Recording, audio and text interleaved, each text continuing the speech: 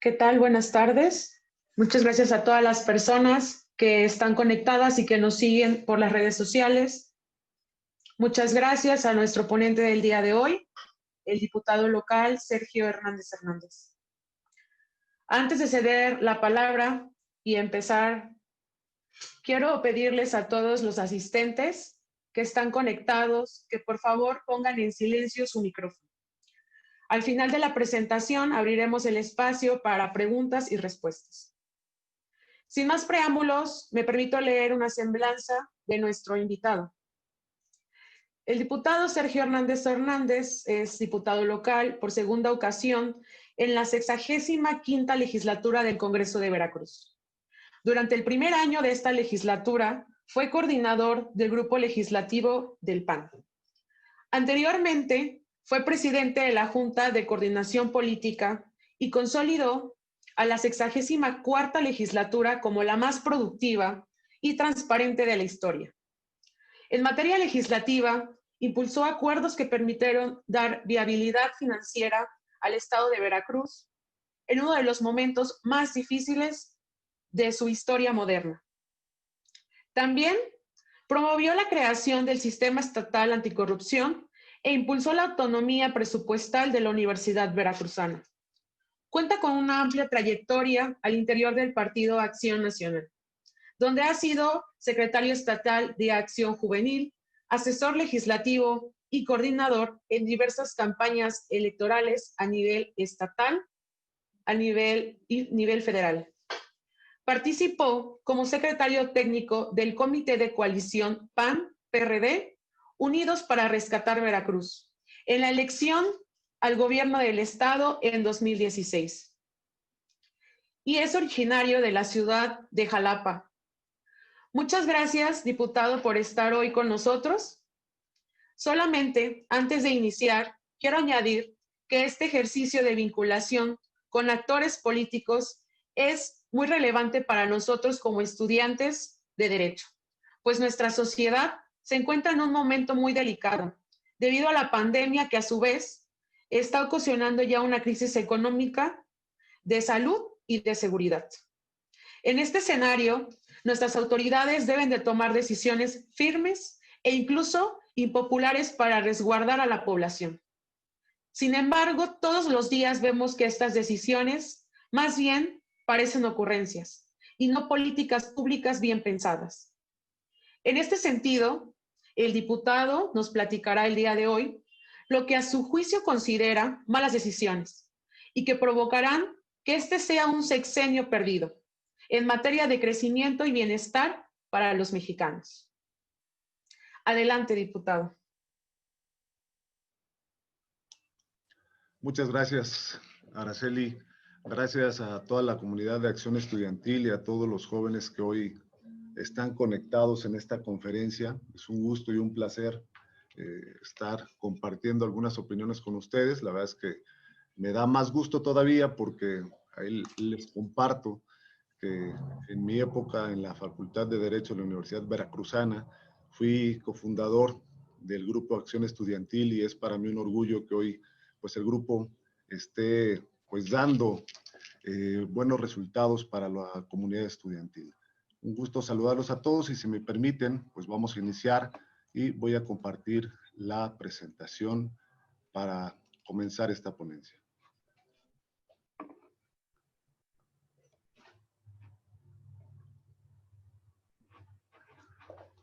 Un segundo nada más.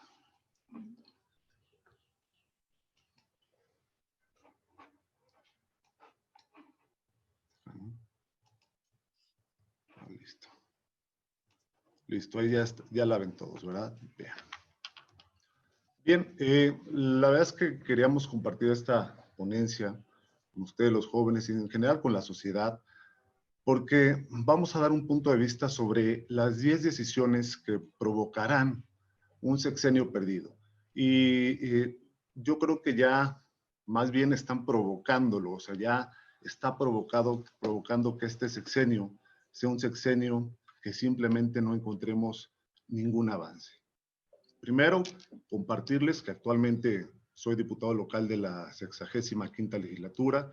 por segunda ocasión diputado, ya fui, como bien lo dijo Araceli, diputado en la pasada legislatura, la 64ª, donde tuve el placer y el orgullo y el honor de poder ser el presidente de la Junta de Coordinación Política. Pueden seguir todo el trabajo, si así lo gustan, de lo que hemos estado haciendo en esta gestión, en estas dos gestiones, a través de las redes sociales que aquí les comparto, a través del Facebook, Sergio HH Pan, a través de Twitter, a través de Instagram, de YouTube, y recientemente acabamos de lanzar un sitio web para que puedan saber todo el trabajo que hemos realizado. Pero antes de iniciar con estas 10 decisiones, quiero compartirles un poquito cómo ha venido México creciendo en la parte económica en los últimos 80 años. Comenzando en 1940, de 1940 a 1970, donde se le denominó la época del desarrollo estabilizador, donde el control del Estado de la economía, el Estado controlaba la economía, había un crecimiento del 6.5% promedio del PIB, la sustitución de importaciones surgió en esa época, tuvimos la Segunda Guerra Mundial, en México fue sede de una Olimpiada y de un Mundial de Fútbol, pero un dato importante, en ese entonces éramos solamente 22.6 millones de mexicanos. Luego viene otra época un poco más complicada para los mexicanos. La época del populismo, la crisis y el estancamiento económico. Ahí tuvimos una gran crisis económica, política y social. Hubo devaluaciones del peso, inflación, hubo autoritarismo y la población creció exponencialmente. Ya no éramos 22 millones, ya éramos 63.2 millones de mexicanos.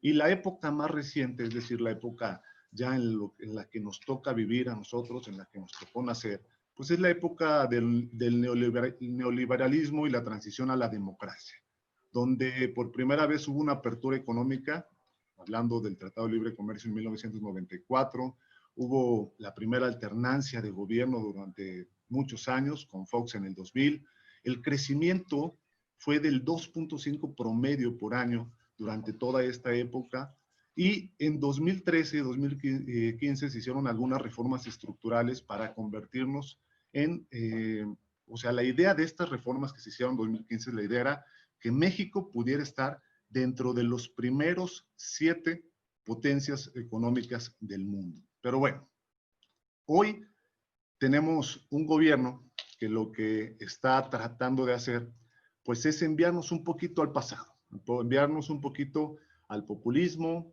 al estancamiento económico, al autoritarismo, porque una de las cosas que tiene este gobierno es que tiene ideas del pasado, del siglo pasado. Entonces, quería compartirles un poquito cómo ha venido, conforme, digamos, avanzando México por épocas para poder entrar en materia. El fenómeno global del populismo ha crecido, pero sin embargo, hoy no hay un país que pueda reflejar realmente que aspectos positivos de este régimen. ¿Cómo inicia este gobierno en 2018? Ustedes recordarán una elección avasalladora de un partido político ante este factor, esta carga emocional que tenían los mexicanos de querer algo mejor, una aspiración, una mejor vida, mejores empleos, mayor seguridad, etcétera. Y llega el gobierno de Andrés Manuel López Obrador con grandes expectativas, grandes expectativas. Dijo que iba a hacer crecer el Producto Interno Bruto más del 6%, criticaba mucho la estrategia de seguridad del gobierno de Felipe Calderón, del gobierno de Enrique Peña Nieto, y a pesar de ello, él llega en 2018, en diciembre del 2018, y dice: recibo un país estable y sin crisis económica. Así lo manifiesta el presidente, pero realmente también así lo manifestó, pues en general los medios de comunicación, pero sobre todo, pues los principales indicadores que miden la pobreza, que miden la economía, que miden el crecimiento económico, que miden todos los factores de bienestar. Un país estable que se tenía en 2018. 3 doritos después, como dice el comercial de Sabritas. ¿Qué pasa 2 años después? Pues hoy todos los indicadores, todos los especialistas, todas las instituciones financieras, pues lo han dicho, otro sexenio perdido, será un sexenio perdido en materia de crecimiento, así lo manejan todos los especialistas. Pero ¿por qué ha sucedido esto? ¿Por qué el primer año hubo un decrecimiento y por qué se espera que este segundo año de gobierno haya un decrecimiento todavía mayor? Por 10 razones que les quiero compartir. Primero, antes de iniciar con los 10 puntos, quisiera decirles cómo llegamos un poco hasta aquí. El populismo autoritario nunca ha mejorado la vida de las personas y no hay un solo país donde este modelo de gobierno haya funcionado. Ustedes escucharán, a lo mejor, mencionaré el más famoso, ¿no? Venezuela, por ejemplo, un país con un populismo autoritario y los indicadores de bienestar simplemente no son los mejores. No hay ningún, digamos, factor de bienestar que pueda presumirse en un país como Venezuela. Luego, en lo económico, pues la verdad es que no estábamos tan mal como nos hicieron creer durante 2 campañas presidenciales. La economía, de haber crecido de manera constante como lo venía haciendo en esta última época que les mencionaba, de la historia del crecimiento de México, pues los especialistas nos dicen que si la economía se hubiera seguido constante, en el 2024 seríamos 12% más grande que lo que éramos en 2018.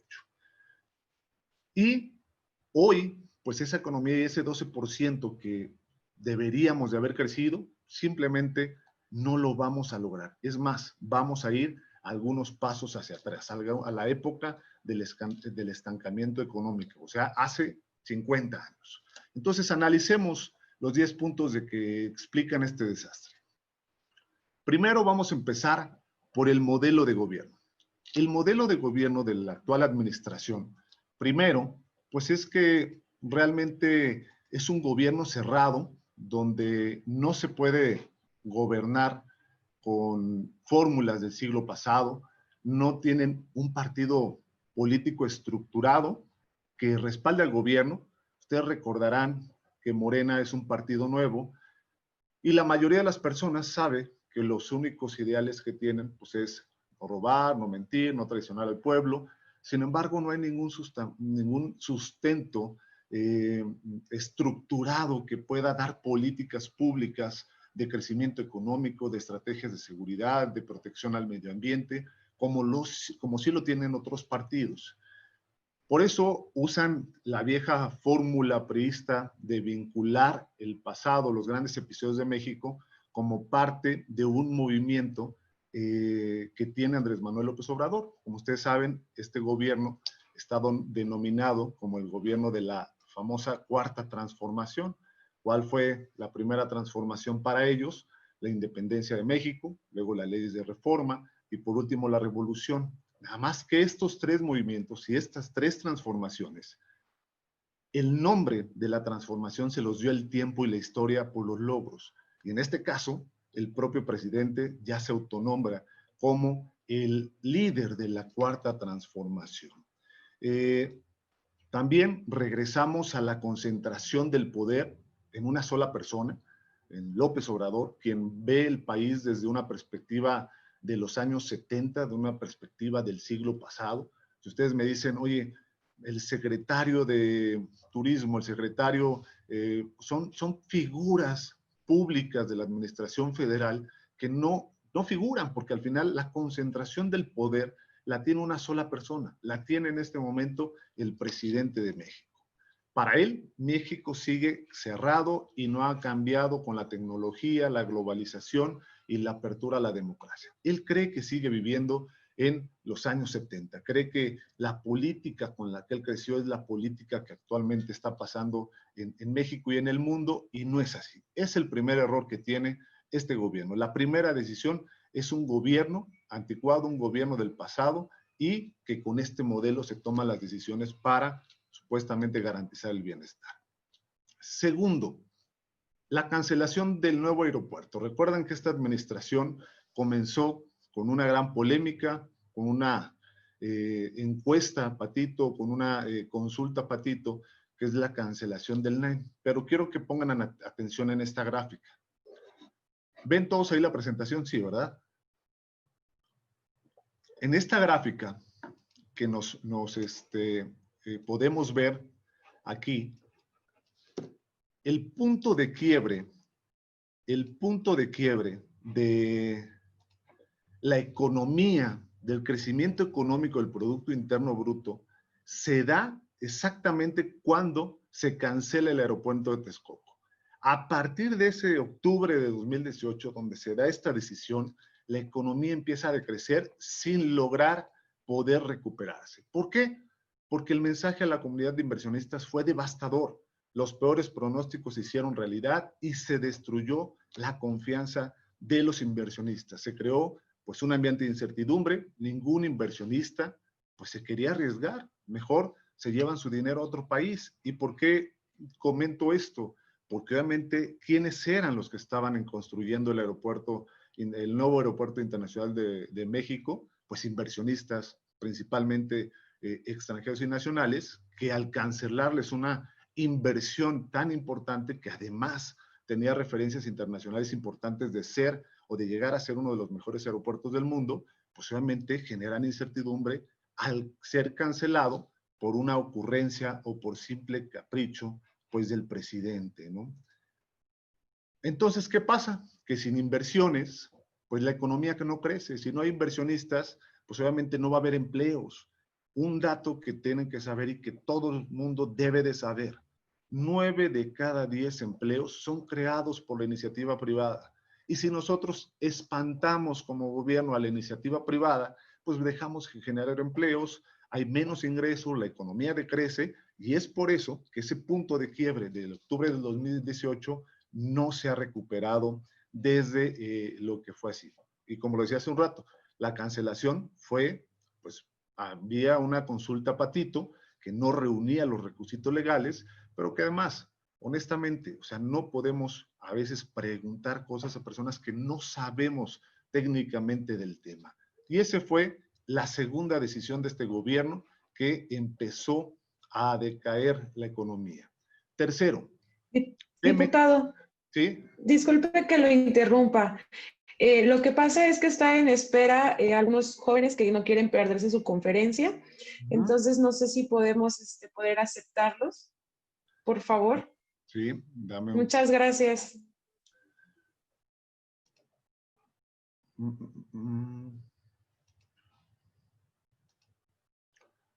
Son 3, ¿verdad?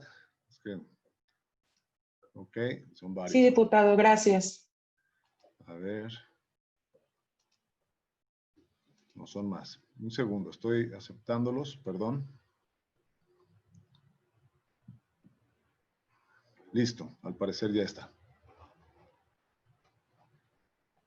Listo, bueno. Continúo. La tercera decisión que obviamente tomó este gobierno inacertada, pues es el tema de Pemex y su política energética. ¿Por qué? Porque, permíteme que sigo aceptando aquí a personas que me está llegando la notificación. Listo. ¿Por qué? Porque para la actual administración, el punto de partida es el control gubernamental de la energía y no el abasto confiable y el precio accesible de la misma. Es decir, el objetivo del gobierno con el tema del petróleo y de la energía es controlarlo ellos. O sea, no abrirse, obviamente, a ningún tema de que la energía sea confiable, que el producto sea económica, no. El objetivo de este gobierno ha sido que el control total de la energía sea del gobierno, que esa es una idea que era mala ya en el siglo pasado y pues mucho mejor en el momento actual. ¿Pero por qué?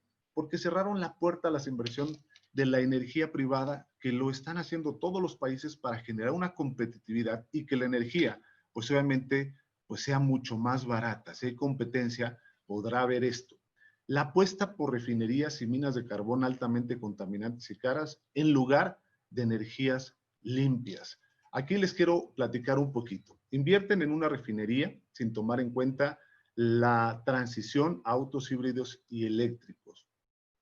un dato bien importante. México está gastando miles de millones de pesos en construir una refinería, cuando el mundo ya no le está apostando al petróleo, le está apostando a las energías limpias, le está apostando a la tecnología. Hoy, el dato que les puedo dar es que la última refinería que se construyó en el mundo fue hace 15 años. ¿Por qué ya nadie más construye refinerías? Porque obviamente están dando el paso a la tecnología y a la construcción de sistemas de energía limpia, vaya, por ejemplo, los autos eléctricos. Es un tema que ya se está dando paso, no México, sino el mundo. Y les voy a poner un ejemplo de disrupción que se da con el avance de la tecnología. Nosotros crecimos, todos los mexicanos, yo crecí con esa idea, que México era un potencial productor de petróleo. Seguramente todos así lo saben, pero también supe que México no derivaba sus productos, los tenía que mandar a Estados Unidos y siempre crecí con la idea de que obviamente ese producto, pues obviamente lo comprábamos, o sea, la gasolina, hablamos de gasolina y de todos los derivados, los comprábamos más caros. Y pues entonces hagamos una refinería para que eso nos salga mucho más barato y de repente pudiéramos hasta pensar que es una buena idea apostarle a una refinería para que obviamente nuestros derivados del petróleo sean más baratos. Y si se aminora el gas, si se aminora el costo de la gasolina, pues la canasta básica pudiera aminorarse. Pareciera que es así de simple. Sin embargo, sí, a lo mejor pudiera ser una buena idea en el siglo pasado, pero hoy no. Hoy el mundo, la tendencia es la tecnología, la tendencia es las energías limpias y, por supuesto, que le están apostando a esa transformación todas las grandes empresas. Hace 10 años, hoy todos tenemos un smartphone, un teléfono que tiene Facebook, que tiene internet, que tiene 2, 3 cámaras, y los tienen los jóvenes, los tienen todas las personas, los tienen los niños. ¿Por qué? Porque hoy esos teléfonos son accesibles a la sociedad. Pero hace 10 años, les pregunto, ¿todo mundo podíamos tener un smartphone? ¿Todo mundo podíamos tener un teléfono de tecnología con cámara? La verdad es que no. ¿Por qué? Porque solo un pequeño nicho podía comprar esos teléfonos. ¿Por qué? Porque era cara la tecnología, porque se estaba desarrollando y se fue potencializando hasta el día de hoy que esa tecnología es barata y que está está accesible al bolsillo de toda la sociedad. Entonces, ¿qué va a pasar hoy con el tema de la gasolina también en México y en el mundo? Hoy existen autos eléctricos, también existen autos eléctricos ya en el mundo, nada más que la gente no los compra porque hoy un auto eléctrico es muy caro. Un Tesla, por ejemplo, cuesta alrededor de 1.500.000 pesos y no todo mundo tiene la posibilidad de comprar un auto caro. Pero ¿qué va a pasar en 10 años? Lo mismo que pasó con los teléfonos celulares. Los autos eléctricos, los autos híbridos van a ser mucho más baratos que los autos a gasolina. Por lo tanto, esa apuesta por generar refinerías que de entrada va a terminar en varios años, o sea, en 5 o 6 años de construirse, es una apuesta sin sentido y un dinero tirado a la basura, porque el mundo le está apostando a la tecnología y a la transformación. Están invirtiendo en una refinería sin tomar en cuenta esta transición que se va a dar en el mundo. Hoy yo les pregunto, ¿quién compra cámaras digitales? ¿Quién compra películas en VHS, en beta? ¿Quién compra DVDs? Nadie. La tecnología va avanzando en el mundo y se da este tipo de disrupción y así va a suceder, obviamente, con el tema de los autos y la gasolina, pues no va a ser una demanda. Entonces, ¿para qué tener una refinería que no nos va a servir de nada en ese momento? ¿Qué más hicieron en la parte de la política energética?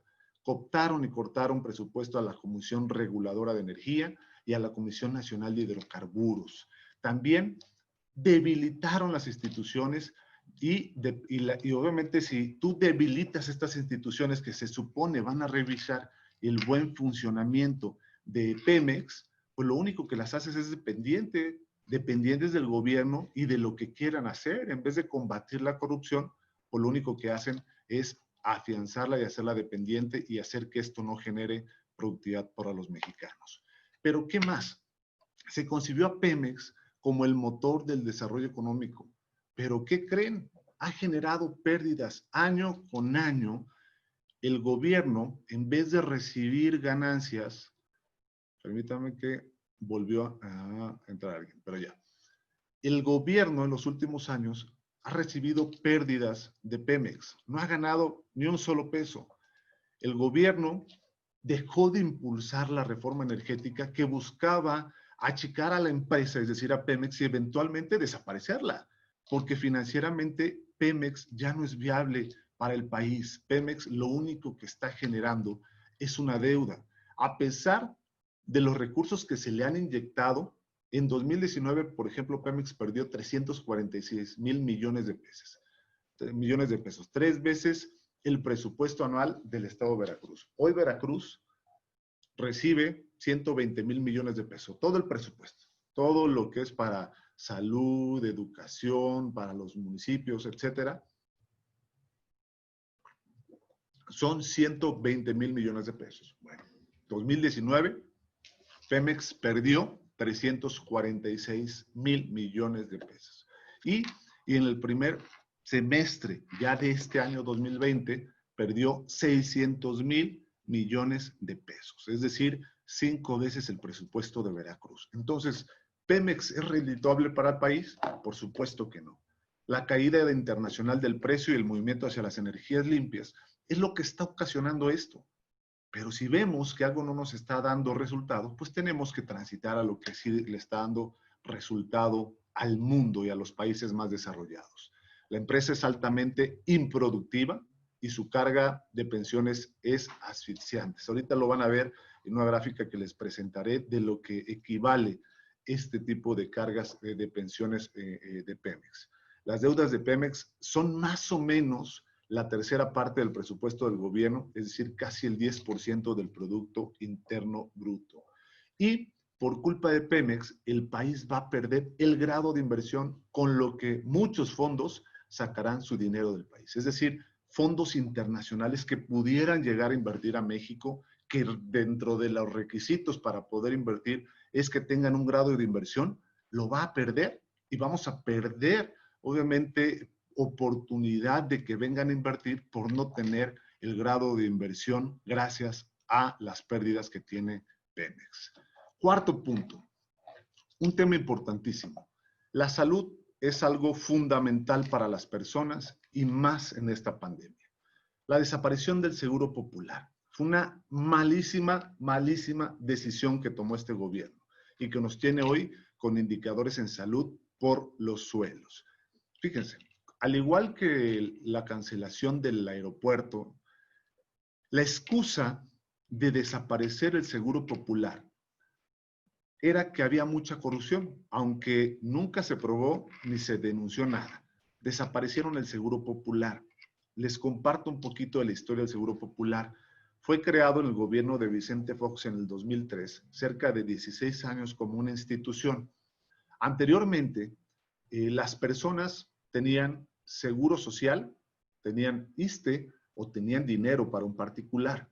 Si no tenías dinero, si no tenías el ISSSTE o si no tenías el IMSS, pues obviamente no tenías salud y tenías que ir a perder tu patrimonio para vender pues lo que tuvieras a la mano y tener dinero entonces para ir con un particular o no ir a curarte y poner en riesgo tu vida. Eso ocurría antes del Seguro Popular. Después, se crea el Seguro Popular para garantizar la salud universal a millones de mexicanos. Y esto sirvió para que quien no tuviera, que es la mayoría de los mexicanos, que no tuviera IMSS, que no tuviera ISSSTE o que no tuviera dinero, pudiera ir a la institución de salud universal que era el Seguro Popular. Sin embargo, este gobierno llega y lo desaparece de un plumazo con una excusa donde había corrupción. La verdad ¿Era 100% de calidad de seguro popular? No, no, no, tampoco quiero decir eso, pero sí era perfeccionable para poder garantizar todavía un mejor servicio para los mexicanos, para millones de familias. El Seguro Popular tiene reconocimientos internacionales en su servicio y en su atención.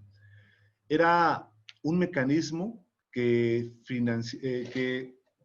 para el tratamiento catastróficas se creó en 2003, les decía, con el gobierno de Vicente Fox, y desde entonces, desde que desapareció este Seguro Popular el año pasado, que fue lo que les decía, que este gobierno fue de las primeras cosas que hizo, lo hizo en el primer año, desde entonces, ¿qué ha pasado? Se disparó el desabasto de medicamentos, en especial para niños con cáncer. No sé si por ahí han visto un video que anda circulando de un doctor, donde obviamente no se tiene el dinero. Y sale el secretario de Salud a decir que efectivamente no tenía los medicamentos, pero que no era por falta de dinero, que era porque no había proveedores. La verdad es que la desaparición del Seguro Popular pone en riesgo a millones de familias mexicanas, en riesgo de dos cosas. Primero, de perder un patrimonio que si no tienen seguro, que no tienen ISSSTE, pues si no tienen dinero, pues tendrán que vender cosas y vender su patrimonio para curarse. Y segundo, que si no tienen dinero o patrimonio que vender, pues ponen en peligro la vida de millones de mexicanos. No hicieron caso a las recomendaciones del secretario de Salud que pedían no desaparecer el sistema. Es más, hoy funcionarios de alto nivel de esta misma administración ven con pésimos ojos la desaparición del Seguro Popular. ¿Cómo creen que lo ve la sociedad? Pues muy mal también, porque hoy no tienen garantizada solamente la salud universal en el país. Imagínense, desaparece el Seguro Popular y su solución es el INSABI, pero una institución sin pies ni cabeza, encabezado por una persona que no está preparada para el cargo. Y sale a declarar el presidente: les pido paciencia, denos un año para poder ponerle pies y cabezas al INSABI y poder garantizar la salud universal para todos, cosa que ya hacía el Seguro Popular. Y ahora con la desaparición del Seguro Popular, pues ¿cómo le vamos a decir a la gente que se enferma, oye, no te enfermes durante un año en lo que existe una institución que te garantice la salud?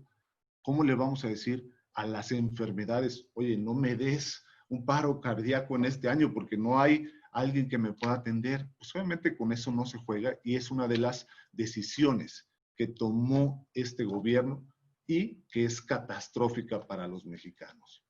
La quinta, la eliminación de los contrapesos.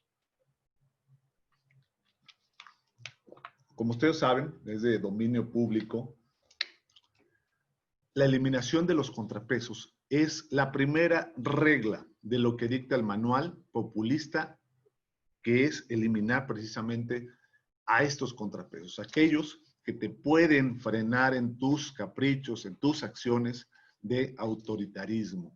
Por eso, hoy controlan la Cámara de Diputados con una mayoría artificial por encima del 44% que obtuvieron la votación.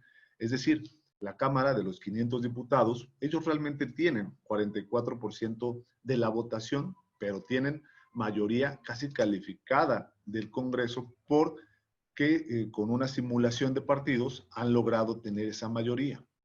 Además, el Senado y la Suprema Corte presumen de su cercanía con el presidente. Mismo caso la Fiscalía General de la República, los órganos autónomos como han sido capturados por leales como Rosario Piedra de la Comisión Nacional de Derechos Humanos, cooptados y debilitados el Coneval, la Comisión Reguladora de Energía, la Comisión Nacional de Hidrocarburos, y pues obviamente a quien no se somete a ellos se les difama. A quien hasta el momento no se ha sometido al gobierno de la República, al Poder Ejecutivo, el INE. Entonces, ¿qué es lo que hace el presidente? Lo difama, lo desacredita. Les pongo un caso y un ejemplo local de la eliminación de los contrapesos. El tema de la Fiscalía General del Estado. Un fiscal se nombró por 7 años y un Congreso con mayoría, Congreso local, que desaparece una figura sin tener ningún argumento legal. Ustedes que son estudiantes de Derecho pueden ver el tema de la Constitución y les pediría que me buscaran, a lo mejor se los encargo de tarea, cuáles son las causales para separar del cargo a un fiscal, al fiscal general del Estado. Y no van a encontrar en ninguna, que la diputación permanente, es decir, 10 de 50 diputados, tengan la facultad para hacerlo. Sin embargo, eso es lo que hicieron y obviamente lo que tratan de hacer es, pues, eliminar a los contrapesos y poner a alguien, pues obviamente a modo del gobierno, para cumplir sus acciones autoritarias. Y por último, pues obviamente también el tema de la prensa. Han tratado de manipular a la prensa lo más que pueden, han tratado de que este último contrapeso, pues, trate de estar con ellos. Hay un video que acaba de circular del presidente donde dice, ¿por qué nosotros vamos a lograr hacer muchas cosas? Porque controlamos a los principales medios, lo dicen con orgullo, pero pues al final eso está mal, porque lo que genera el que no haya contrapesos son los excesos de autoritarismo de este gobierno. 6. El desprecio al talento y al conocimiento. Esto es algo de verdad importantísimo. Imagínense que este gobierno ha sido especialmente duro con las personas preparadas. Este gobierno, la verdad, sí ha despreciado a científicos, a personas que estudiaron en el extranjero, que se han preparado para servir, pero además las que ya estaban en el gobierno despidieron a personal calificado con décadas de experiencia y la sustituyeron con cuadros que no estaban preparados. Su desprecio por el conocimiento ha sido constante.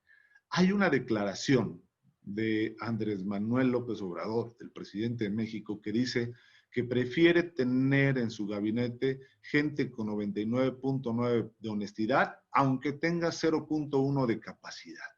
Ustedes imagínense que quieren construir una casa, obviamente bien cimentada, que esté bonita, y le van a decir a una persona que no estudió para ello que les haga un plano arquitectónico. Pues obviamente eso es una locura. O sea, al final, para poder dar resultados que quieres, pues tienes que contratar a especialistas que puedan hacerlo. O sea, si nosotros le pedimos a un panadero que nos prepare algo que no sabe hacer, por muchas ganas que tenga de prepararlo bien, no lo sabe hacer. Si le pedimos a uno de ustedes que me haga un diseño para un edificio, para que sea la ciudad judicial del estado de Veracruz, y le pido a cualquiera de ustedes que me haga un plano, por muchas ganas que lo tengan de hacer, no lo pueden hacer porque no están preparados.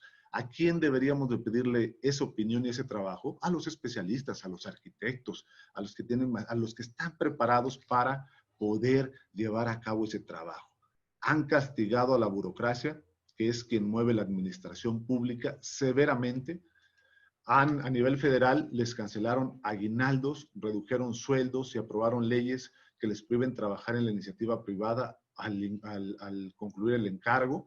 Pero además esto ha sido una falsa austeridad que ha despreciado el conocimiento, pero que se están gastando el dinero, o sea, no en buenas acciones. Es decir, todo esto de cancelar los aguinaldos, el reducir el sueldo, pues genera, en teoría debería de generar ahorros. Sin embargo, no se están viendo reflejados. Mañana daremos un punto de vista sobre el tema de Jalapa, porque está sucediendo exactamente lo mismo. El gobierno de Jalapa en especial, por citar un ejemplo, al inicio de su administración, dijo que tenía que traer personal de México porque en Jalapa no había personal suficientemente capacitado y que iba a hacer una política de austeridad y a todos los cuadros del ayuntamiento les iba a bajar el salario, a directores, regidores, jefes de departamento, para ahorrarse dinero y con este dinero poder hacer más obra pública y poder hacer más acciones para disminuir la desigualdad social. Y resulta ser que el último año del gobierno que se supone era de excesos, se gastó 600 millones de pesos. Y para el 2019, Morena, esta administración, ha gastado, a pesar de esas reducciones, 115 millones de pesos más. Es decir, que también la austeridad ha sido una farsa. El desprecio a la técnica, al conocimiento, es inaudito y por lo tanto, pues no vamos a esperar buenos resultados. No voy a esperar un buen plano arquitectónico de un licenciado de Derecho, por decir un símil. No vamos a esperar buenos resultados del gobierno por personas que no están preparadas para gobernar. 7. El pésimo manejo de las finanzas públicas. Lo mismo que les decía. Se necesita estar preparado para manejar las finanzas. Hoy, imagínense, ¿se acuerdan de la rifa del avión? El gobierno no tiene dinero y aún así lo dilapa en ocurrencias. Ocurrencias y mentiras como la rifa del avión, donde terminó el gobierno perdiendo dinero, quedándose con el avión y haciendo toda una gran mentira. Porque una de las grandes cosas que hace el gobierno muy bien es mentir.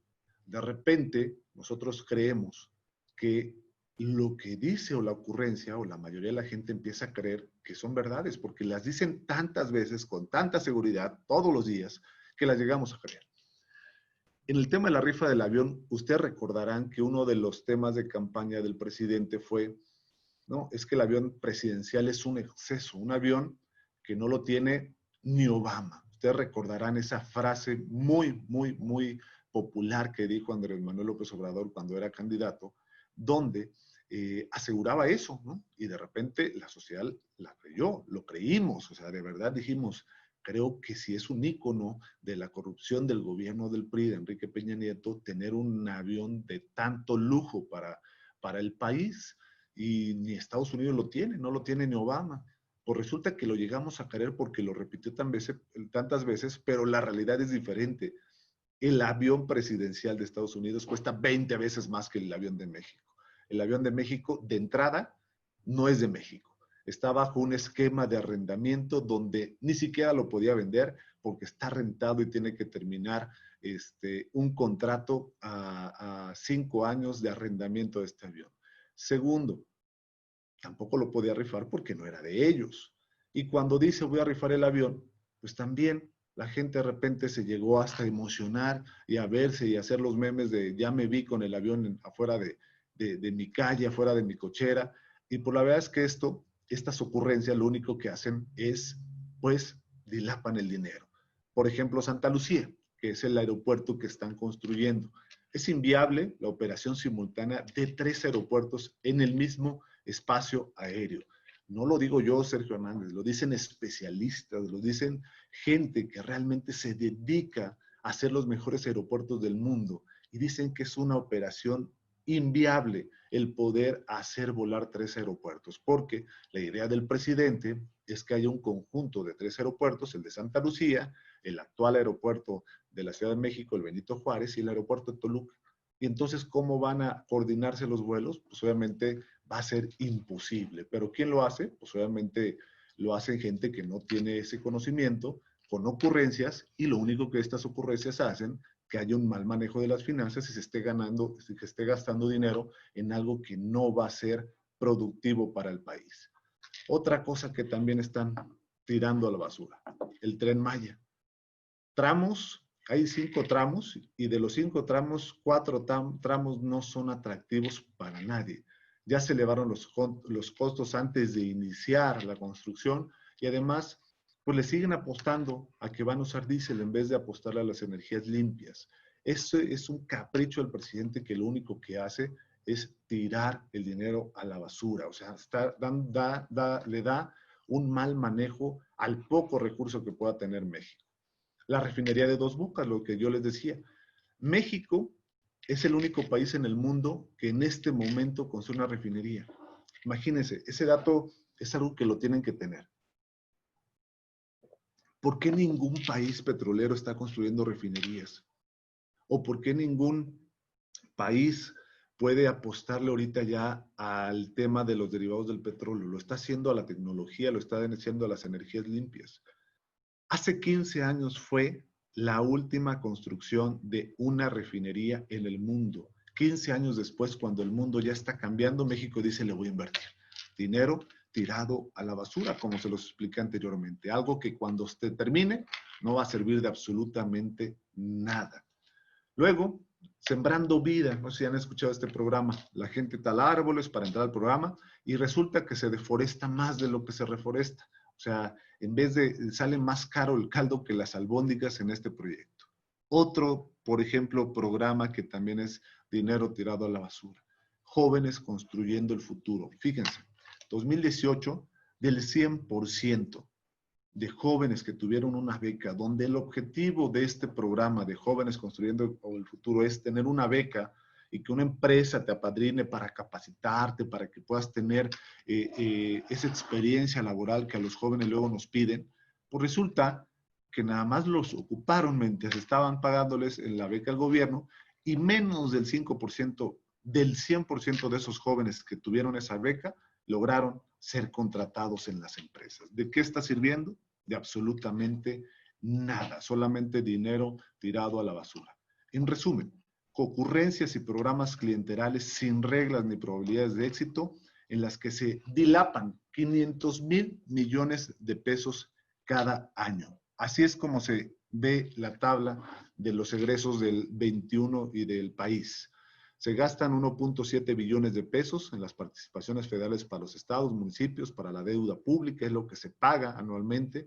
1.4 billones de pesos para el Poder Judicial, Poder Legislativo y órganos autónomos. 1.2 billones de pesos para el pago de pensiones, entre ellos Pemex, que es lo que les decía, que es una carga muy grande. O sea, Pemex, en vez de redituarle al país, está perjudicándolo. Y si nos vamos al tema de aportación de salud, seguridad para estados y municipios, son 778,000 millones de pesos. Inversión pública, que es la obra pública de todo el país, es de 700,000 millones de pesos. ¿Qué es esta obra pública? Inversión es carreteras, puentes, todo lo que ven de carreteras federales, ahí va en esto. Y sus caprichos, es decir, el Tren Maya, Dos Bocas, Santa Lucía, es casi lo mismo que tiene de presupuesto para todo el país en inversión pública, en obra pública. O sea, de este tamaño es la capacidad de poder desperdiciar el dinero. En vez de tener el doble de obra pública en inversión pública en los 700,000 millones de pesos, destina más de 500,000 millones de pesos en caprichos que no son rentables para el país. Otra decisión más que está afectando, que está haciendo que México ya sea el sexenio perdido, es el aislamiento del mundo. De verdad, es algo impresionante cómo vivimos en un país con un gobierno que no quiere abrirse al mundo, que no quiere promocionarse. ¿Por qué lo digo? Porque, por ejemplo, hubo cancelaciones como ProMéxico, que promovía las inversiones para el país, aprovechando todos los tratados internacionales que tiene el país. México tiene muchos, o pertenece a muchos tratados de libre comercio internacionales que ayudan a promover la imagen y la inversión de comercios en el país. Y hoy el gobierno los cancela, dice, no necesitamos otros países, nosotros somos autosuficientes. No se abre hoy, a la actualidad, al mundo globalizado. También cancelaron el Consejo de Promoción Turística de México, que trajo en su momento a la Fórmula 1, a la NFL, a la NBA, a grandes ligas, que además eleva la industria hasta aportar un 9% del Producto Interno Bruto Nacional. Es decir, lo que te está funcionando, lo que está abriendo a México, al mundo, lo estás cancelando porque piensas que eres autosuficiente y que debes de vivir en una burbuja. Y pues obviamente eso nos está llevando a un decrecimiento económico y a un retraso, a un atraso, a un sexenio perdido. ¿Qué más también se canceló? El Instituto Nacional del Emprendedor, el INADEM, y la Semana del Emprendedor, un encuentro con conferencia del más alto nivel mundial que obviamente ayudaba a los emprendedores a desarrollar temas económicos y por ende generar empleos. ¿Qué más desaparecieron? Las zonas económicas especiales. ¿Qué son las zonas económicas especiales? Se decretaban por los estados zonas económicas especiales, algunas regiones que apoyaban a empresas nacionales, internacionales, que podían, no sé, digamos, condonarles algunos impuestos, mejorarles algunos permisos, o sea, les daban todas las facilidades a las empresas que fueran a invertir esa zona económica especial para que hubiera un desarrollo económico, que se detonara la economía en esas zonas económicas especiales. Había garantías de que las empresas pudieran promover con certeza. Y hoy también este gobierno las ha desaparecido. El Instituto Nacional de Evaluación Educativa también es un retroceso en el tema educativo y todo lo anterior, o sea, no crean que dijeron, bueno, quito ProMéxico, quito el INADEL, pero va este programa o va esto. No, no han ofrecido absolutamente nada a cambio, no han hecho una propuesta que realmente beneficie o que sea mejor que eso, que digan, a ver, cancelé el Consejo de Promoción Turística de México, sí, pero esta institución es la que va a generar estos servicios y va a lograr que tengamos el 9% del Producto Interno Bruto Nacional para que se genere en México. No, solamente las desaparecen sin ningún argumento. 9. Una decisión también importantísima o mala decisión que está haciendo el gobierno. La polarización. Hoy, de manera clara y decidida, han decidido gobernar solo para una parte de la población. Ustedes sabrán que desde el inicio es los fifís y nosotros los chairos. Morena y los que estén contra Morena. Los ricos contra los pobres. La polarización es un producto de la demagogia de Andrés Manuel López Obrador. Ante la incapacidad de gobernar, mantiene una campaña permanente contra los enemigos inventados, contra el tema, por ejemplo, les pongo el ejemplo, el caso Lozoya, un circo mediático para obviamente señalar a sus enemigos. Nada más salió el video del hermano, y pues obviamente ya no se dice nada, ¿no? O sea, ¿por qué? Porque es la estrategia de polarizar a la sociedad.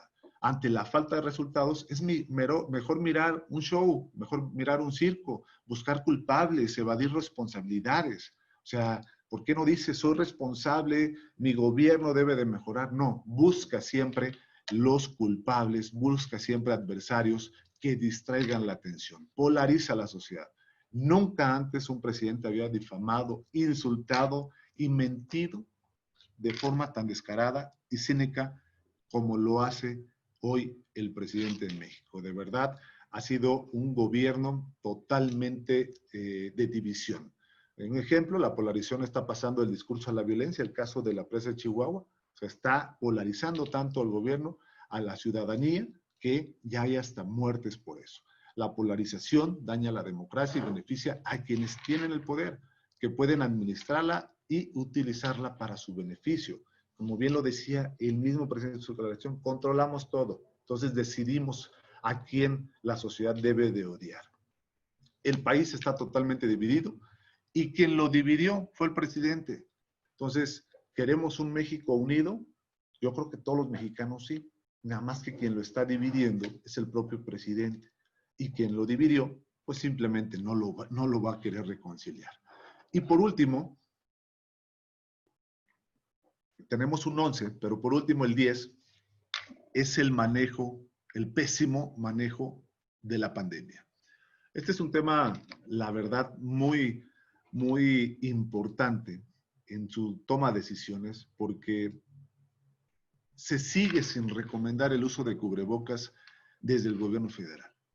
Recordarán la primera declaración que hizo el presidente cuando llegaron los primeros casos de COVID a México.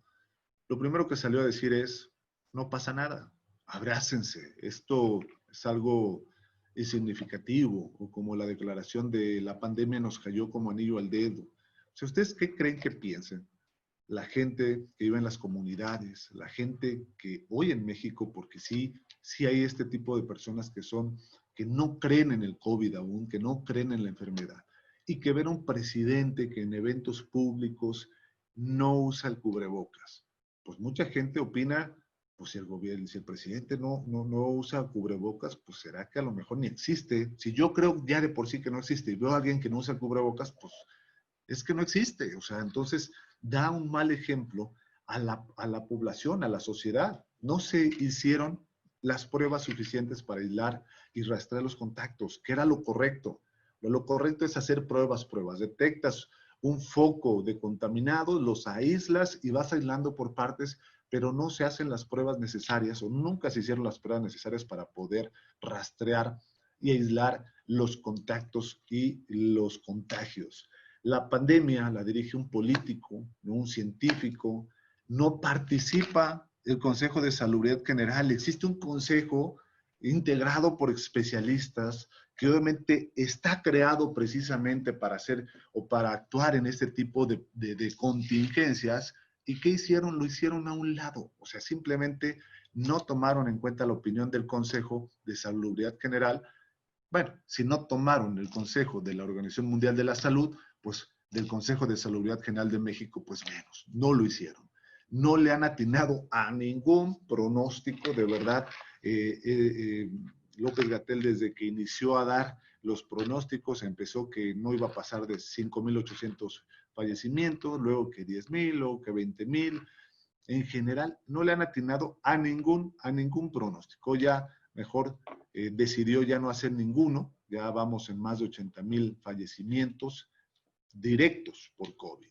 No se apoyó a la población para realizar una cuarentena efectiva, es decir, ¿cómo los motivas? O sea, ¿cómo les dices, quédate en tu casa? Pues si tienes que trabajar.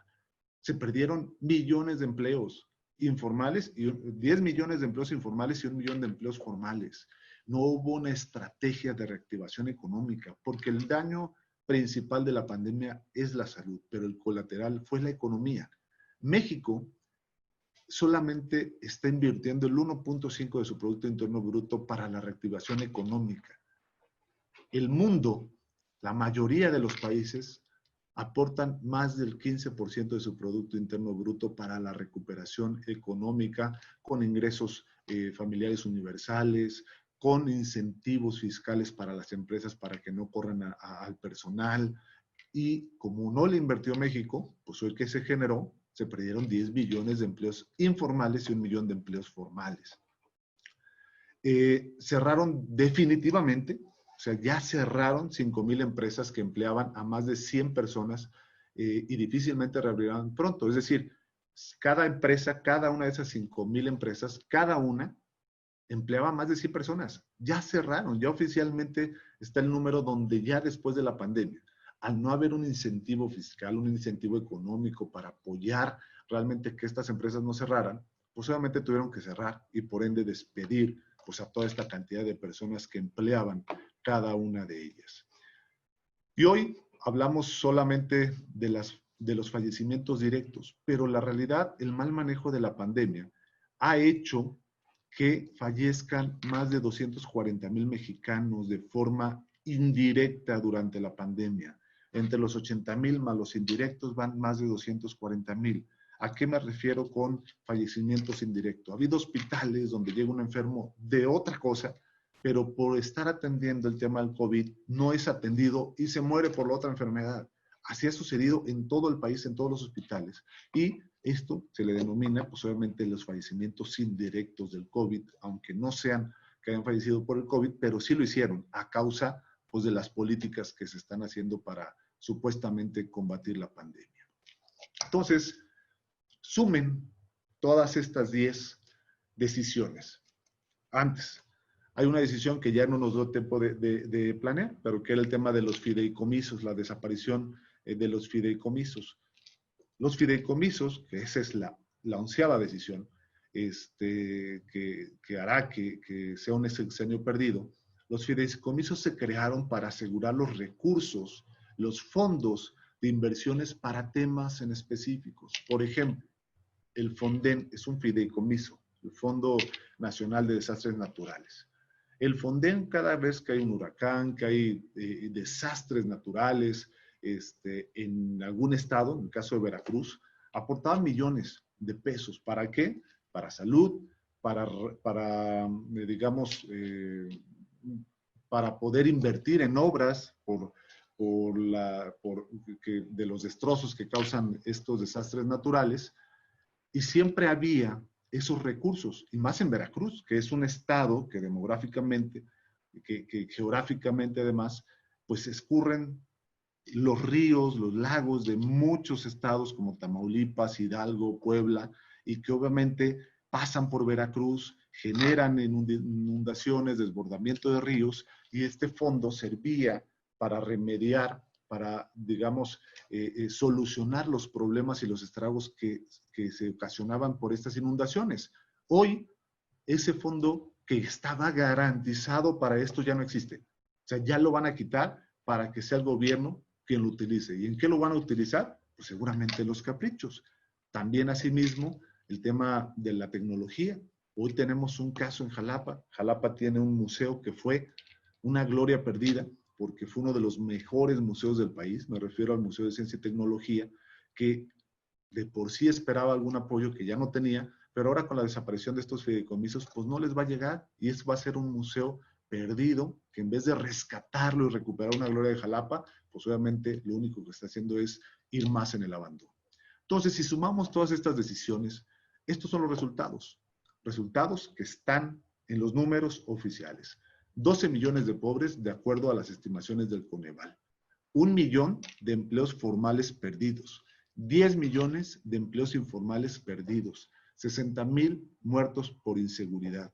240,000 muertos por la pandemia. La peor y la más larga crisis de la economía desde 1932. Si ponemos todas estas decisiones, estos son los resultados. México, en menos de 2 años, ha empobrecido y se ha aislado del mundo, con una política del siglo pasado, con una política autoritaria. Para despedirme, quiero decirles que yo sí confío en México, en la gente. Somos muchos, más los que queremos un país que mire al futuro, que le apueste a la tecnología, a las energías limpias, a la capacitación, al profesionalismo, que no al pasado, pero además al pasado, al peor pasado que ha tenido México, al pasado del estancamiento económico. En 2021 tenemos una cita para empezar, pues, a arreglar todo este desastre por la vía de las instituciones. Es necesario los contrapesos, es necesario que, por ejemplo, un partido no tenga todo el control, por ejemplo, de la Cámara Federal, porque entonces hacen lo que quieren por un tema de mandato presidencial. Y eso, pues, hace que un país simplemente tenga un gobierno que, pues, dilape la economía, un gobierno que lo único que haga es empobrecer a los mexicanos, que desprecie el conocimiento, un gobierno que simplemente en cualquier indicador que ustedes puedan decir, nunca va a crecer. Les agradezco mucho su atención, y ahora sí, pues, si alguien tuviera alguna pregunta, con todo gusto. Nomás déjenme parar la presentación.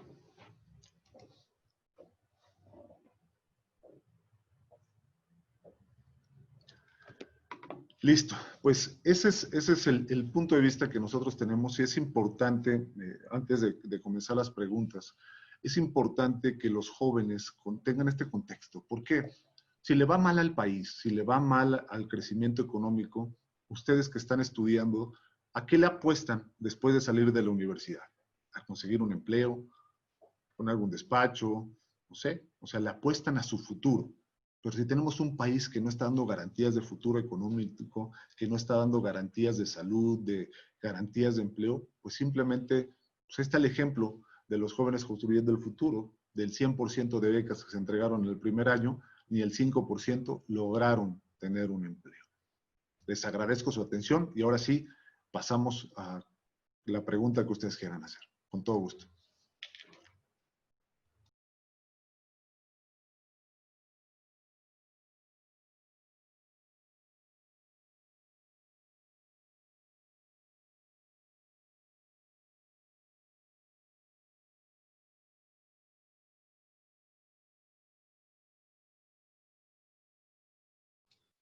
Araceli, ¿no estás por ahí? Aquí estoy, diputado. En lo que mis compañeros se animan, yo sí tengo una pregunta. Mi pregunta es, ¿qué podemos esperar nosotros como jóvenes en este entorno para nuestro desarrollo profesional? Perdón, Araceli, se me había desconectado el audio y no escuché, o no sé quién hizo No la se pregunta. preocupe. No se preocupe, la vuelvo a repetir. Bueno, mi pregunta es, ¿cómo podemos esperar, qué podemos esperar nosotros los jóvenes en este entorno para nuestro desarrollo profesional? Pues mira, lo que te comentaba, o sea, tú, por ejemplo, ¿en qué semestre vas? ¿Vas en séptimo, octavo semestre de la No, carrera? yo Ah, ya bueno, salí. ¿qué esperan ustedes como jóvenes después de la carrera? Pues seguramente empleo, seguramente emprender, seguramente un negocio, un despacho. Entonces, esto, pues obviamente las decisiones o las malas decisiones hacen que estas oportunidades pues sean menores. Si hoy tenemos, egresan año con año, no sé cuántos universitarios de la Universidad Veracruzana, miles, si teníamos 1000 oportunidades, ahora tenemos 500 o 400. En vez de aumentar las oportunidades de por sí, que las que había no eran suficientes, pues hoy que todo esto se está dilapando, que todo esto está decreciendo, que la economía baja, que no hay empleos, que no hay inversiones, que no hay oportunidades, pues les afecta pues a los jóvenes que hoy están estudiando pues la prepa, que hoy están estudiando la universidad, porque cuando salgan y quieran buscar un empleo va a ser muy complicado conseguirlo. ¿Por qué? Porque no se están generando, porque nadie está invirtiendo en el país, porque se están tomando decisiones que lo único que generan es un retroceso.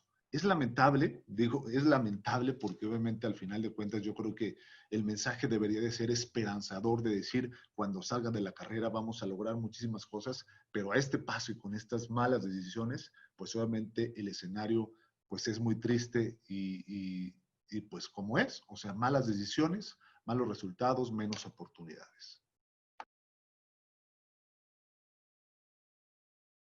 Muchas gracias, diputado. ¿Alguien más de mis compañeros que guste hacer una pregunta?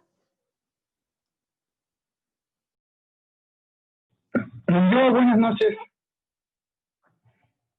Buenas noches, diputado Eric Ibarra, desde acá, desde Álamo. Le mando un saludo a mi papá. Nada más preguntarle sobre qué tipo de políticas públicas se planea implementar o proponer para, pues, tratar de solucionar o de, no, sí, solucionar, menoscabar todos estos daños.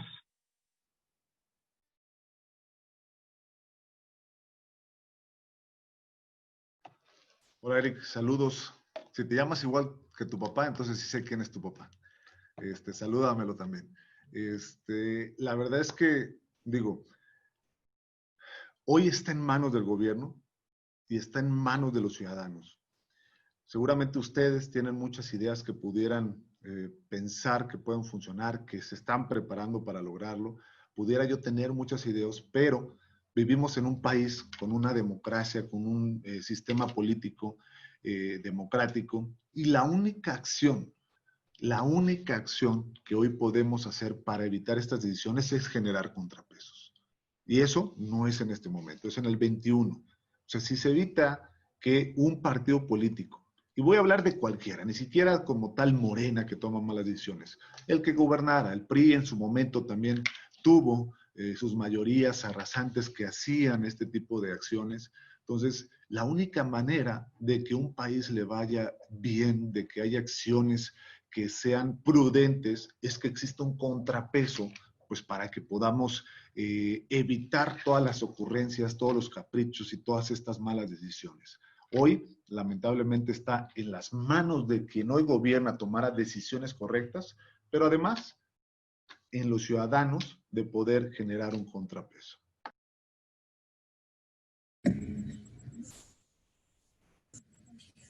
Diputado, buenas tardes. ¿Sí? Soy Marilyn. ¿Cómo impacta todo esto que nos cuenta en Jalapa y en el estado?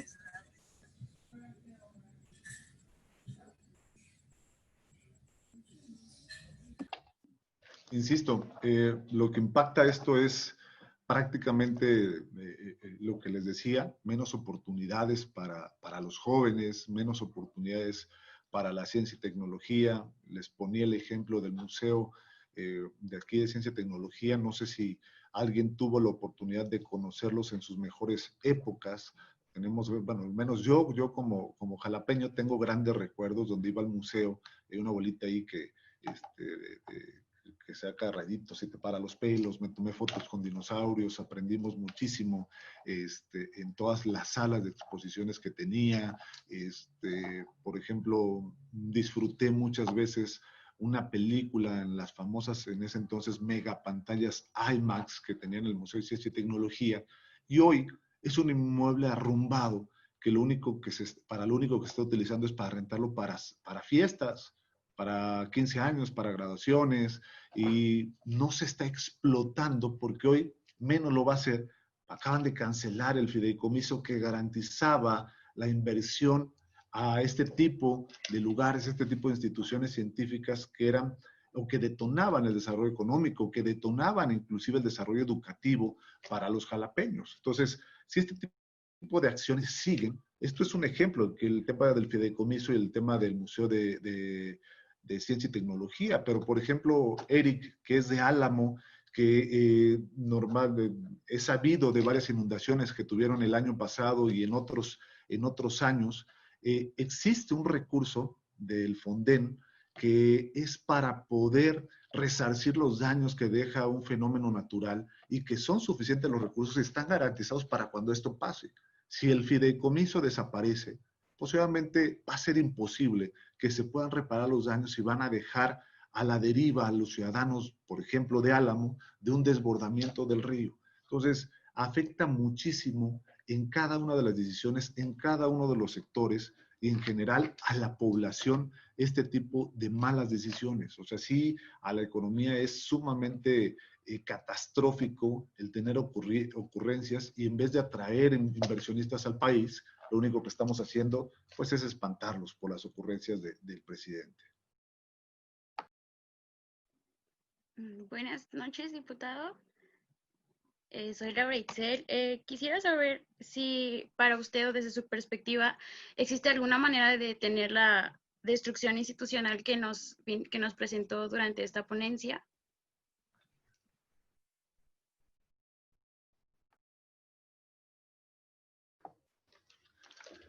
Sí, digo, lamentablemente puede ser crudo, puede sonar un tema político, pero quienes son los únicos que necesitan tomar cartas en el asunto es el actual gobierno.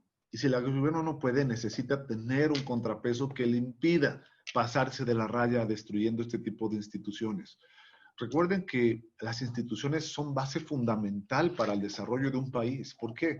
Porque la institución no es un partido político, no es un interés personal. Una institución dura años. Les pongo el ejemplo del INE. El INE se crea en los años 90 y es una institución que pasó por el gobierno del PRI, por el gobierno del PAN, por el gobierno otra vez del PRI y por el gobierno de Morena.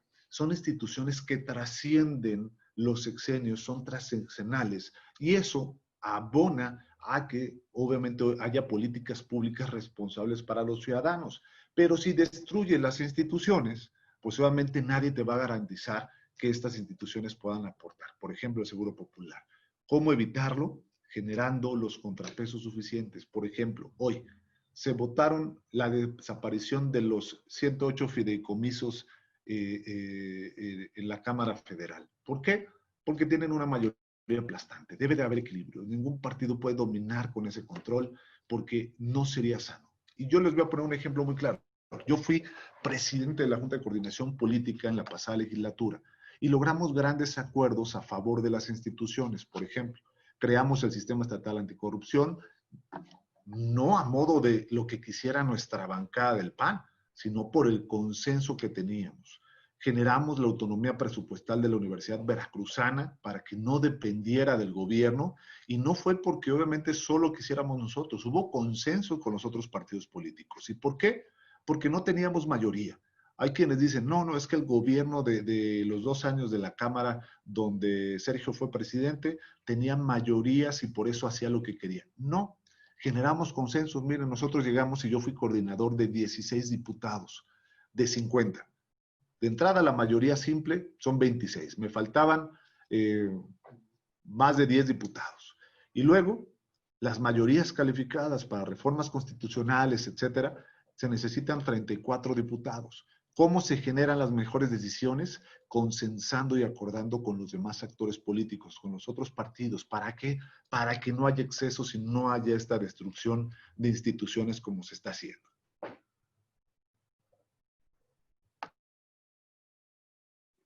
Muchas gracias, diputado.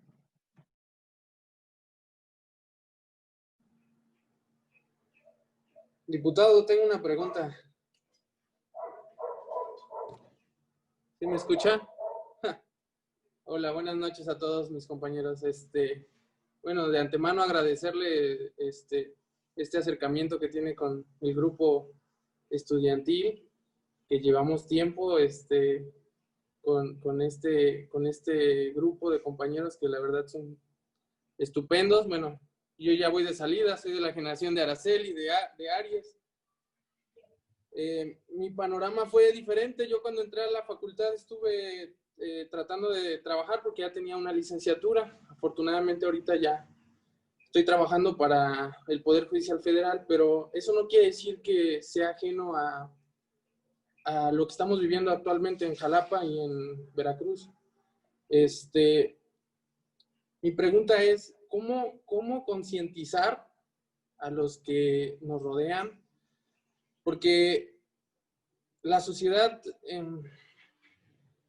está un poco como cegada a lo que es el movimiento de Andrés Manuel López Obrador, pero sin embargo el Estado no ha hecho actualmente nada, el municipio ni se diga, y uno platica con los vecinos, con los conocidos, y te dicen, vamos a seguir apoyando el movimiento porque Andrés Manuel es el cambio. A veces cuesta como que convencer a las demás partes de que si tú votaste por Andrés Manuel, eso no quiere decir que todos van a ser igual. Y lo que pasó aquí fue que nadie conocía a Hipólito. Cuitláhuac era una persona que realmente no tenía ese conocimiento para gobernar el Estado.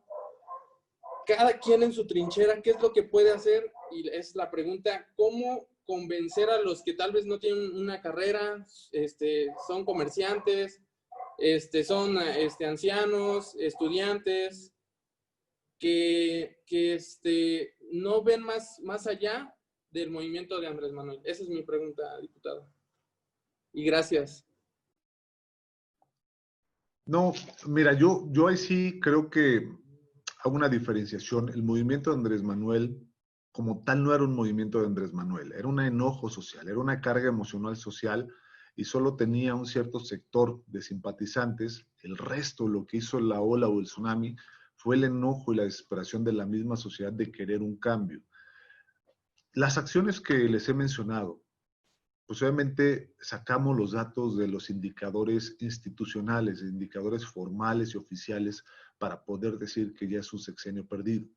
Pero también es cierto que los datos que tenemos ahora en encuestas y en estudios de opinión, pues también tienen una consecuencia por estas acciones. ¿Cuáles son las consecuencias? Por ejemplo, a nivel municipal, el gobierno de Hipólito es un gobierno reprobado, o sea, no alcanza ni un 3% de la aprobación. A nivel estatal, el gobierno de Cuitláhuac, digo, las encuestas lo ponen como en los últimos lugares del nivel de aprobación de los gobernadores. Y en el caso de Andrés Manuel López Obrador, el presidente, empezó con un 85, casi 90% de aceptación y hoy pues, ha disminuido impresionantemente en 2 años. O sea, las acciones, las malas decisiones tienen consecuencias. La sociedad se da cuenta, la sociedad lo ve reflejado en el bolsillo. De repente pareciera que obviamente sigue este movimiento, pero no es así. Tú vas a alguna colonia, vas a algo y se nota que no hay empleo, se nota que hay falta de economía, falta de comida en la mesa de los ciudadanos en la colonia, hay falta de obra pública, hay falta de empatía, falta de salud, y esto, pues obviamente se mide en la opinión pública, y la opinión pública será la que tendrá que tomar una decisión objetiva. ¿Quiénes son los que se están encargando de poder evidenciar esto? Ellos mismos. O sea, nosotros simplemente señalamos, proponemos y todo, pero al final, ¿quién lo siente al final? Al final, en el ciclo de la cadena es el ciudadano de a pie de la colonia, que obviamente tiene trabajo, que le bajaron el salario, que no le dieron el aguinaldo, que no ve su obra pública, que la que le hicieron fue con muy mala calidad, que no ve apoyo para su comercio, lo ve el empresario, lo ve el sector, no sé, o sea, el sector del campo, el sector agropecuario, todos lo ven. Entonces, sí creo que la conciencia se está generando. Sí confío en que los mexicanos estamos generando una conciencia de ver este tipo de acciones. Hoy tú vas a una colonia y les platicas de la famosa rifa del avión y la gente ya se burla, ya no lo ve como algo objetivo, sino como algo que de verdad no es de un presidente. Entonces, confío que la sociedad solita está generando conciencia. Nosotros podemos aportar, sí, por supuesto, pero al final de cuentas, con las acciones son las que hablan. Hay acciones que son buenas que hablan a favor, pero las acciones malas como estas, pues hablan en negativo. Y la opinión pública se está dando cuenta y la sociedad pues tiene una oportunidad de corregir el rumbo. Muchas gracias, diputado. ¿Alguien más que guste hacer una pregunta al diputado?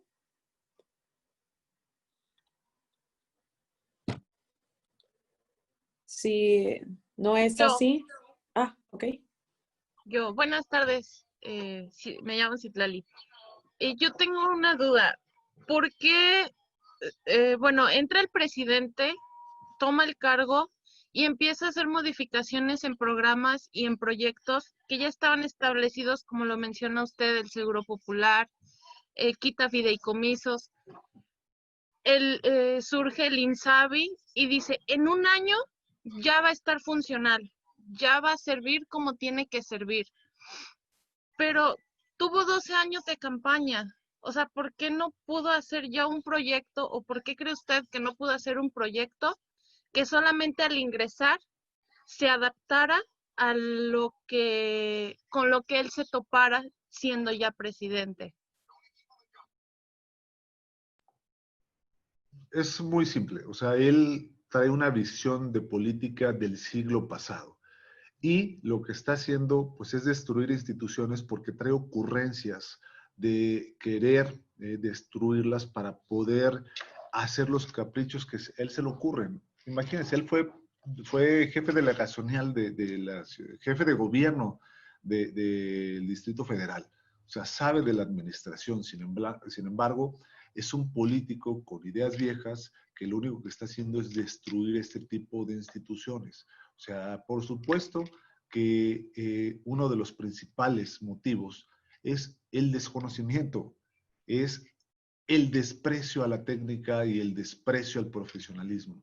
Hoy él se la pasó hablando de grandes proyectos que decía, y que hablaba por hablar, hablaba como un tema populista, pero sin ningún sustento. ¿Por qué? Porque no hay realmente esa preparación del gobierno que está en turno, ni federal, ni estatal, ni municipal. Por ejemplo, atreverse a decir en campaña que el país es un país rico, un país lleno de muchos recursos naturales y que debería de estar creciendo mínimo un 6 a 7% anual en su Producto Interno Bruto, y que hoy, en vez de decir estoy decreciendo, diga la medición en economía no importa.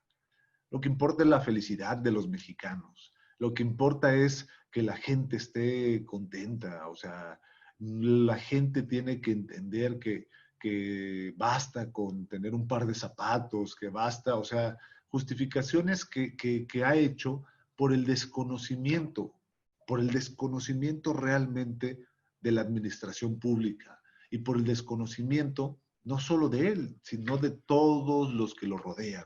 Lo mismo pasa en el Estado. El desconocimiento hace que, por ejemplo, el primer año en Veracruz fuimos el primer lugar en dengue. ¿Por qué? Por el desconocimiento de los que llegaron a ocupar la Secretaría de Salud y no preparar campañas de concientización, de descacharrización, de fumigación, comprar en tiempo y forma los químicos y provocaron pues esta negligencia de ser el primer lugar en salud. Pero el principal motivo no es porque no quieras. Y ahí voy a poner a lo mejor algo a favor de Andrés Manuel López Obrador. Yo no creo que tenga malas intenciones. Lo que creo es que tiene malas ideas. Malas ideas y tiene un desconocimiento de la administración pública federal y un desconocimiento de lo que está pasando en el mundo y de la tendencia mundial para el desarrollo de México. Eso es lo que realmente creo, su desconocimiento ante lo que está pasando.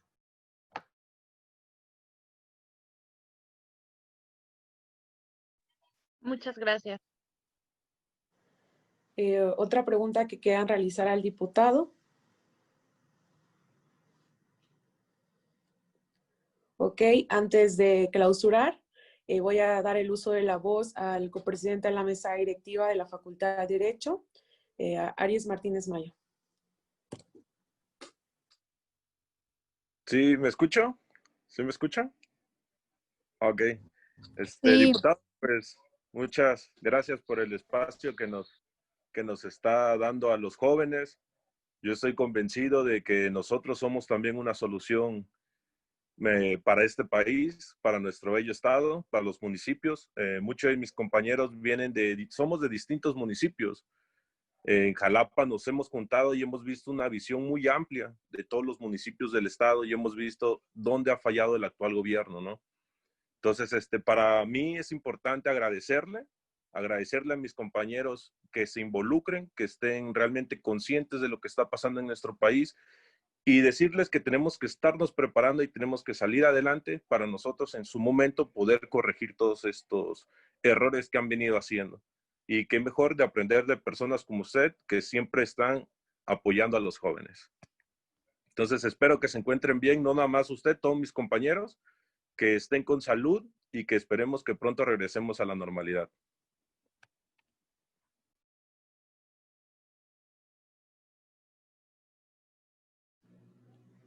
Muchas gracias. Bueno, diputado, yo también me permito dar clausura a esta importante ponencia. Me gustaría de igual manera agradecerle. Sin duda es muy importante que nosotros como jóvenes estemos informados, pero sobre todo seamos jóvenes críticos con todo lo que está pasando hoy en día, ¿no? Con las decisiones que nuestro presidente municipal, nuestro gobernador y demás, pues está tomando pues malas decisiones. Siempre es un gusto que actores políticos como usted se tomen el tiempo y sobre todo tengan esa disposición de mantener ese acercamiento con nosotros que apenas pues vamos involucrándonos a este campo tan amplio que es de trabajo. Y también es un gusto que usted como diputado nos dé un ejemplo de transparencia, de realmente preocupación, pero sobre todo de trabajo, que es algo que a usted siempre lo ha caracterizado.